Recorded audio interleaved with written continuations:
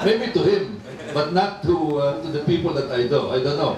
Mas able-bodied kayo kasi sa akin, but I'm very sure.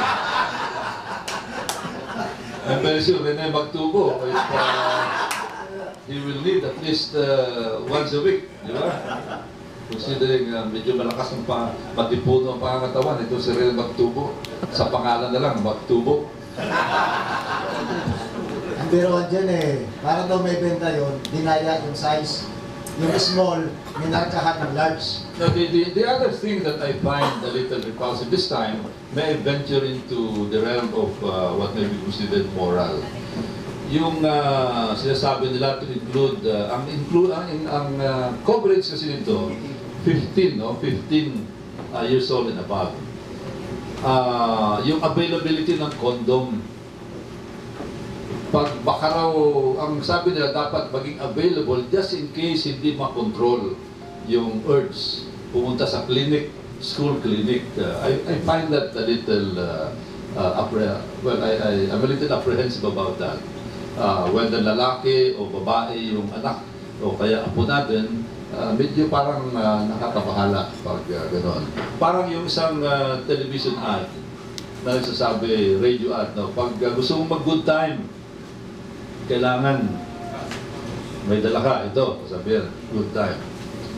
Well, it looks not so harmful, pero if you reverse the question, paano ko yung daughter mo i-good time ng lalaki na yun? How would you feel about it? Diba? Parang hindi maganda sa akin. I hate to go into the realm of what people would consider moral or immoral, but as a father, that is my instinct. Salamat po. Okay. Dagdag ko rin lang na tayo din, nung bata pa tayo, hindi naman tayo nagkaroon ng mga ganyang discussion ng RH bill, yung sinasabing sex education at a very early age. Pero naturuan naman tayo na magulang natin, alam naman natin Ang sa akin, kapag natuloy ang ganyang mga naging very liberal or lax tayo sa contraceptives, para bang okay lang yan, pwede nyo gawin yan. Na noon, nakikita natin masama yung ganyan pakikipagrelasyon ng o hindi naman kayo kasal. Pero ngayon, dahil sa hindi na masama yan, sinasabing pwede mong gamitin yan, even the government is encouraging the use of these contraceptives, mangyayari yan parang okay lang yan sa ating mga kabataan. Kaya siguro sinasabi ng moral issue, laging yung bahagi ito pinag-uusapan tungkol sa RH bill.